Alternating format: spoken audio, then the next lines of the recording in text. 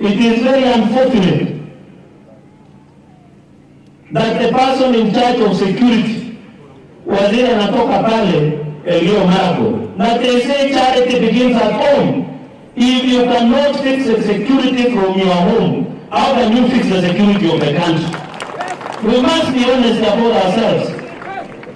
Now you cannot come here na uambie sisi tunajua penye kila mtu analala. The question we ask you, our bandits wanalala wapi? Because you say so. So if you cannot fix the problem, take a walk. We have so many young people and Kenyans who are willing to secure this country going into the future. Makaika kimwako na waasisi, amune jasa serikali mmoja. Hapa kile kitao ni Jerusalem gas. Ngotiero mtisika kwa training da.